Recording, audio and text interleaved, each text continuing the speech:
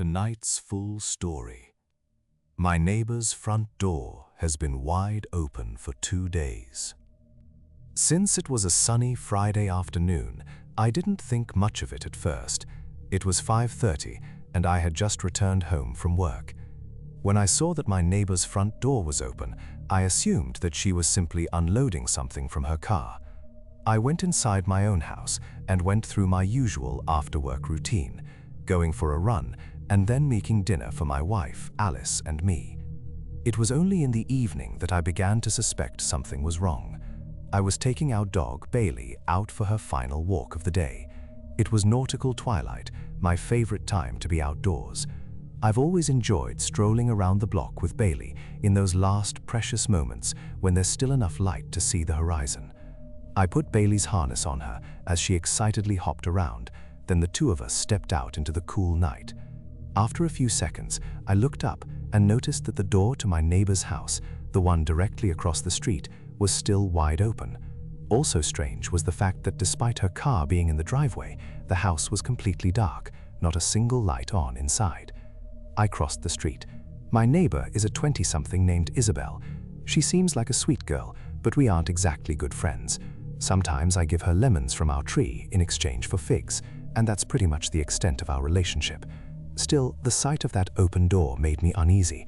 What if she had some kind of medical emergency and was currently unconscious or worse on the floor of her entryway? After a few steps up the driveway, the leash in my hand went taut. Looking down, I saw that Bailey had seated herself firmly on the ground, refusing to budge even as I called her name and tugged on the leash. Her ears were pricked up, her eyes fixed on the house like she was waiting for something. Though she wasn't growling, I was unnerved by her alert posture and her refusal to walk any closer to the door. I let my voice close the distance between us and my neighbor's threshold. "Isabel, it's Brian from across the street. Can you hear me?" For a moment, there was only silence. Then, just as I was about to drop Bailey's leash and walk up the steps to the house, there came a voice from the dark. "Hey, Brian," she said, before coughing once and then clearing her throat. "Sorry, I'm in the middle of dinner here. What's up?" I breathed a sigh of relief. "Hey, sorry, I just saw that your front door was open. Wanted to make sure you knew." Strangely, there came another long pause. I knew she was inside the house now and close enough to the door to hold a conversation with me, so what was the delay? "Isabel? Oh, you're so sweet to check in. Yes, I know it's open. It's just been so hot today that I wanted to let the breeze in. I'll close it soon." "Of course. Have a good night then." "You too." With that, I tugged Bailey back down the driveway, and the two of us completed our walk. I returned home, happy that my neighbor was all right, and went to sleep. Saturday was a much-needed lazy day. I woke up at 10, ate the breakfast that Alice made, then spent some time in the backyard with her and Bailey. It was an overcast day, and by 3 p.m. or so, a light rainfall forced us back inside. Alice took a call from her sister, who lives at the edge of our neighborhood, while I went to the living room to throw on some television. Except, before I could get comfortable, I looked out the front window and was surprised to see that Isabel's front door was open again. Open again, I wondered, or was it never shut? I got up close to the window and studied the house across the street. The rain was coming down harder by then, and the thick grey clouds overhead made it seem like nighttime. Despite this, there wasn't a single light on inside of Isabel's house.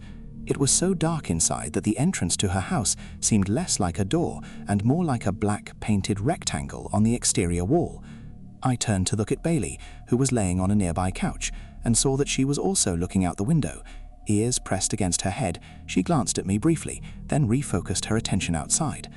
I couldn't tell if she was simply people-watching or if somehow she too could sense something wrong. Just then, Alice walked into the living room.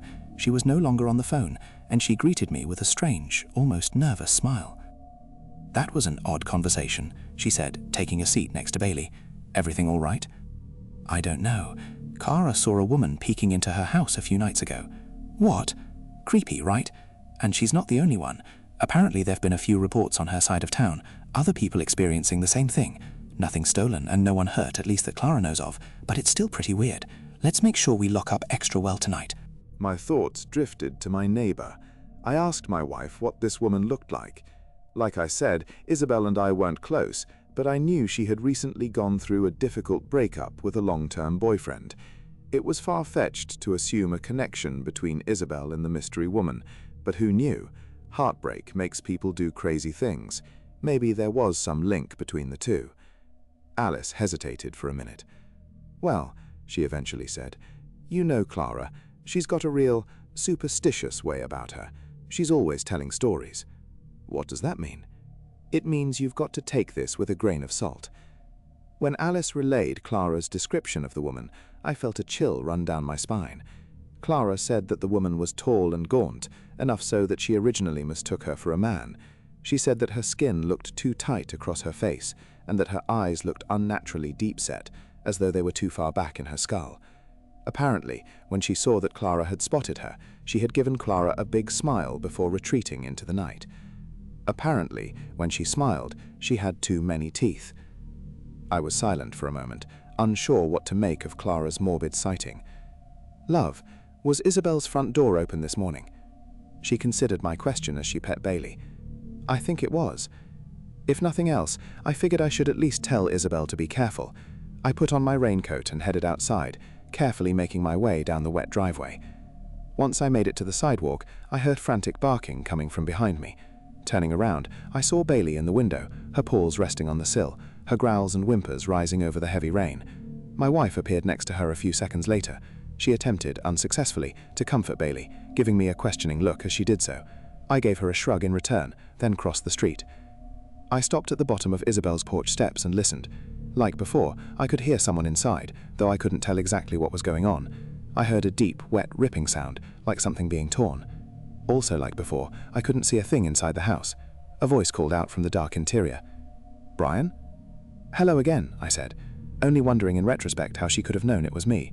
"Sorry to bother you again, but I wanted to tell you something. Would you mind coming out for a minute?" "Brian?" she repeated, tone almost reprimanding. "This isn't a good time. You always seem to catch me in the middle of a meal." "It won't take long," I tried persuading. When she didn't respond, I climbed up a few steps. "Isabel, there's been some suspicious activity around the neighborhood recently. I know you like to keep the door open for the breeze, but maybe you ought to keep it shut today." "Oh, but I'm so comfortable here on the couch. Why don't you close the door for me?" The couch? Wasn't she in the middle of a meal?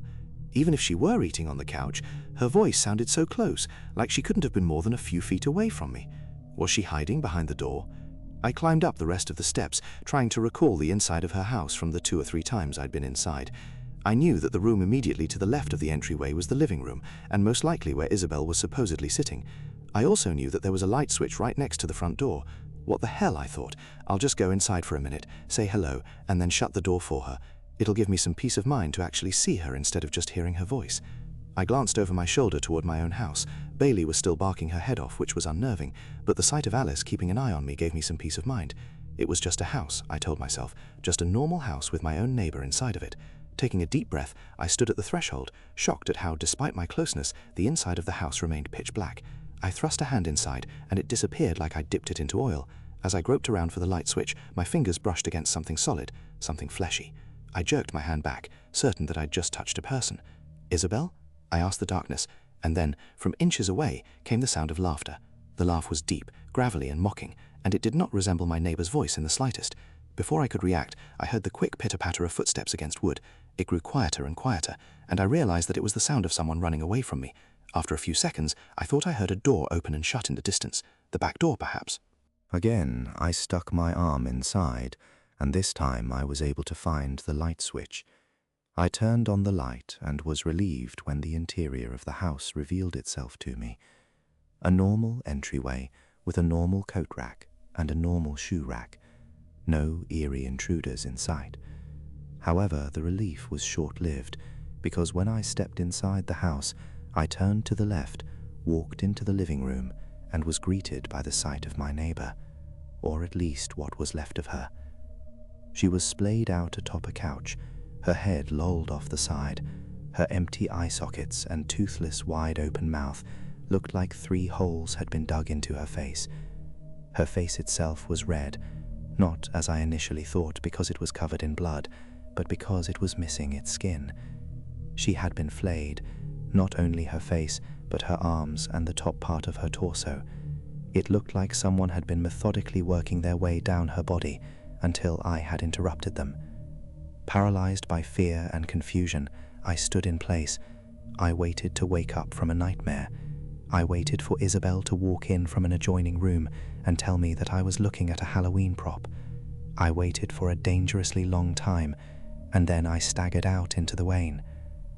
When I returned home, I immediately called the police, though I had trouble putting what I'd seen into words. They arrived quickly, took my and Alice's statements, and then went across the street to investigate. It's been days now. They haven't told me anything, despite my repeated calls to the station. I can't get answers, can't sleep, can't eat. I just keep replaying the discovery over and over in my mind's eye. The voice, the feeling of brushing against a body in the dark, and of course the sight of that poor girl's mangled corpse. I have too many questions to count, but 3 rise above the rest. Who the hell was I talking to? How did they sound so perfectly like my neighbor? And why is it that every night since I found the body, Bailey hasn't stopped sitting by the front door and growling?